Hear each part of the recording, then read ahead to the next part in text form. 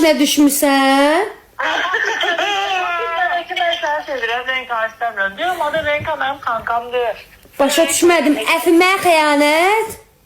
Göz. Renka sen de öz yerin var. Sen kışmalısın. O yaymalıdır Renka. Çox sağ ol. Çox sağ. Ay millət, baxın indidən Nilmozenin bezdirir, yığır, eşq elan eləyir. Yəni bu insanın əlindən biz gün görə bilmirik. Valla Evet. bilmirsən. Allah hamdolsun. Valla. Mən belə dedim ancaq Renka sevirəm. Renkadan başqası yalandır. Ne oldu indi mənə o dəqiqə? Davasız Renka'dan Duhi gelirdi. Kur'an hakkı Duhi. Mən gəldi dəfə. Senden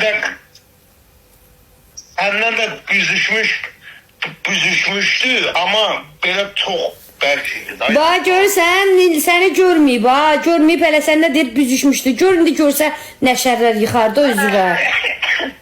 Əfə, pek o dedi şirin Duhi gəlir. Duhi gelirdi ama büzüşmüştü. Palatarıydı. Ay yok sen bir canlıda yok deli.